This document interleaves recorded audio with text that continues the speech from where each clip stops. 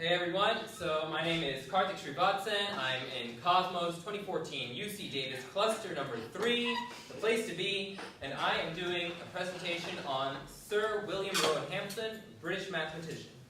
So, in early life, Hamilton was, to be concise, he was a child prodigy. Linguistically, he learned 13 languages by the age of 13. Dead serious. I mean, most of us don't even know 3 at that point. He was also a mental calculator of the first order.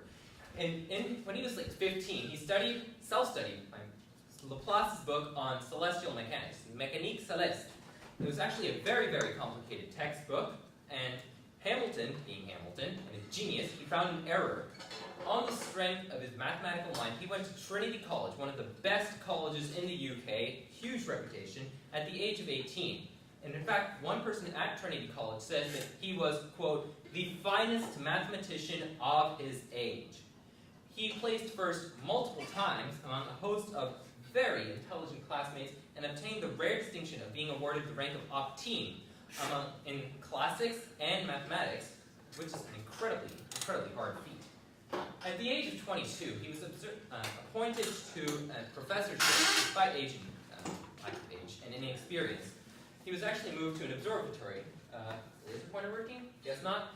The Dunsink Observatory in Ireland. So he was not cut out to be much of an astronomer, though.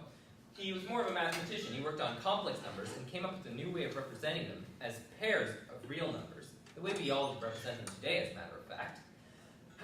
He then sought to extend this formulation of complex numbers to triplets, 3 real numbers, representing a point in space. However, he got nowhere with this new algebra for a number of years. So we go to Hamilton. He's on a Sunday walk, right, out of town with his family, and he's just thinking about this problem of triplets, mulling it over in his head. So what he comes to with is, what if I add a 4th dimension? So he adds a 4th dimension, it works, and this plaque, he carved it on a bridge. Seriously. But he wasn't just a mathematician, he was also a scientist. He described new phenomena in optics and defended the wave theory in light. This is actually a picture of one of the new phenomena that he described, known as conical reflection. Using his optical knowledge, he came up with a new theory of dynamics based on the principle of least action. Remember this, it's very important. But at this point, you might be wondering, what the heck am I talking about? What is the principle of least action? So, the principle of least action states that a moving particle takes the path where action is minimum. You can actually derive much of Newtonian mechanics and indeed physics from this one simple principle. I've got a little diagram here representing the principle of least action. Okay, now you might be wondering, what's action? Action is the derivative from T0 to T1 of L dt, where L is a quantity known as the Lagrangian of the system. It's a piece of very complicated math. You'll probably need 4 years of college math to understand it, but for simple mechanical systems, it's kinetic energy minus potential energy. And then he came up with the Hamiltonian, named for, of course, himself. Set of equations describing the movement of particles through space. It's a very important component of quantum mechanics. It's used today to describe quantum particle interaction. What does all of this huge body of work do? So the quaternions, the 4 number systems that he came up with, help mathematicians solve new types of problems, representing points in 3 dimensions, geometric problems, we've got a little diagram. It also impacted calculus due to his new principles of least time in optics and least action in mechanics. And it helped mathematicians solve optimization problems, where we all try to get the quantities low or high as possible, that sort of stuff. The Hamiltonian in science now helped pave the way to quantum mechanics. It's still in use today, used to describe the interaction between particles and quantum state, where all they're just blobs of probability interacting with each other. So, Hamilton's theories laid the foundation for physics to come. And his quaternions used to solve physics problems too. They used them in place of vectors for much of the 20th century. Maxwell used them to derive a set of 4 famous equations. And his work was, just to be quick, a massive contribution to mathematics, quaternions, calculus, his principles, huge body of work. He also contributed massively to physics, transition, come on, with his theory of quaternion analysis, which helps physicists solve new types of problems, theory of optics, defense of the wave theory, his theories of dynamics, which reformulated Newton mechanics. So Thank you for listening.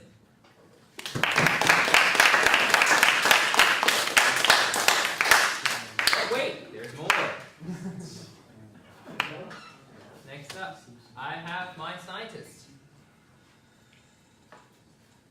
Alright, let's do this. So, my scientist was Osborne Reynolds. Again, my name is Karthik, cluster 3 Cosmos. You get the drill, and I don't think it's playing. Okay, yeah. Osborne Reynolds. So I've got a picture of him from the Manchester Center for the History of Science, Technology, and just kidding. Okay, so who was Osborne Reynolds? He was an Irish scientist and engineer, contributed heavily to many fields of physics, fluid mechanics, thermodynamics, 3 different fields contributed to. So, he had a very strong interest in science from a very early age, and he went to Cambridge University, a little picture of that over there, and had a very successful university career there, among the smartest people in all of the UK. So, after college, he was elected as the chair of engineering at Owens College, not as great as Cambridge, granted. He's still young, give him time.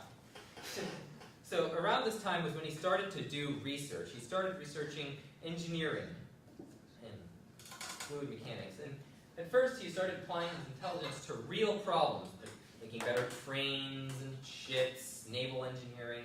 He fought what he saw as the drawbacks of societal progress. This is during the Great Industrial Revolution, So, at first, his papers addressed a number of practical topics. Mechanical engineering, the uses of steam. I've got this little diagram of a steam engine. Structural engineering, naval engineering, like that. He also made a number of more scientific papers, but these had more grand and sweeping titles, like Future Progress, The Mission of Engineering. It's interesting to note how differently he addressed the scientific and engineering communities. So, as a scientist, Reynolds worked heavily in the physics of flows. Many of his biggest contributions, his most important papers, were on fluid dynamics. This is actually what we know him for today. Got this little picture of streamlines. Yay. So, let's talk about the Reynolds number. Have all of you heard of the Reynolds number? I think you have. We've been in this cluster for 4 weeks. It's his most famous contribution on laminar turbulent flows. It established the conditions for a laminar flow or a turbulent flow. If the Reynolds number is less than the critical value, it's laminar. If it's more than that, it's turbulent. He also wrote a number of engineering papers on the applications of fluid dynamics, like propulsion in ships and cavitation. So you might be wondering, what is cavitation? Cavitation, when water boils due to low pressure generated by the Bernoulli effect. If you've got water flowing very, very quickly over a hydrofoil, the pressure drops due to Bernoulli's principle, boils up, the water boils. It's a common issue in hydrodynamics even today. Propulsion. Yeah.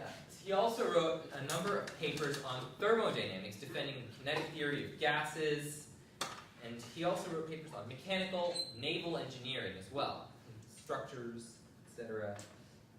And so, what does this huge body of work do? Reynolds revolutionized a number of fields. He went to the heart of many scientific matters, the kinetic theory of gases, fluid dynamics. That's his trademark. He goes straight to the nut of the problem. So his impact on thermodynamics, I've been mentioning it before, he provided support for the kinetic theory of gases, where the gases is a number of molecules colliding together, producing pressure. He went extremely deeply into that theory. And then he also, the impact of his most famous contribution, the Reynolds number, it's hard to overstate it. It's hugely important for the physics of fluid flows. It's a fundamental contribution. Without it, this class wouldn't be half as important, as useful as it is. So he also provided the theory of hydrodynamic lubrication, which I think is used in the camera mount over there. Fluid bearings, makes it move smoothly. Made big contributions to bearing design. And he also wrote more papers on engineering. He wrote papers on marine engineering, naval architecture, ship propulsion, steering, modeling water flows, rivers, and estuaries. He had a huge number of contributions. So, in summary, he is a fundamental figure in fluid mechanics. Fundamental. He has contribution to the Reynolds number, his theories on fluid dynamics and naval engineering. It makes him a giant in fluid mechanics, hydrodynamics. He also contributed heavily to many other fields of science, thermodynamics, civil engineering, naval engineering, kinetic theory of gases, etc. So, final thoughts. He was a pioneer in many fields. A pioneer. He built these fields up. He helped build the foundations for 3 different branches of science. It's not every day someone does that. It's a huge contribution. As Hafez would put it, he was a genius.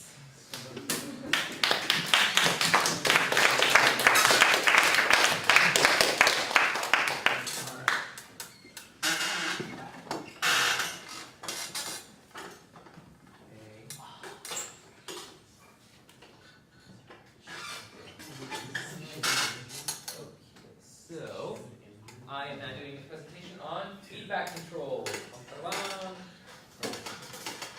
So, again, Karthik Srivatsan, Cosmos Cluster 2, UC Davis, 2014. So, first off, before I start talking about feedback controls, I want you to think about this. What do a toaster, a military missile guidance system, and the human body have in common? They all have feedback control systems integrated into them. So, what is a feedback control system? They enable a machine to adjust itself based off sensor data, allowing automation of the system to become simpler. The machine, like the feedback control system, allows the machine to take data about itself and adjust itself. So, generally, feedback control systems include 3 main components. You've got a machine to be controlled, a sensor, and a controller, which takes in data from the sensor, passes it on as commands to the machine, which then adjusts itself. So, there are 2 types of feedback in a feedback that can be used for feedback control. You've got negative feedback, in which the system's away from its set point, the feedback control system pushes it toward its set point. It's useful in keeping machines within a certain operating range of conditions.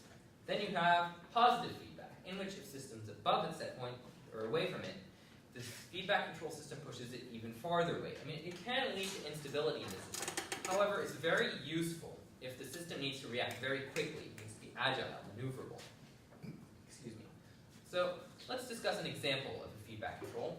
Your thermostat, your home thermostat. It's a prime example. The 3 main parts are the heater or the AC, process to be controlled, temperature sensor, your sensor, and your thermostat, which acts as a control system.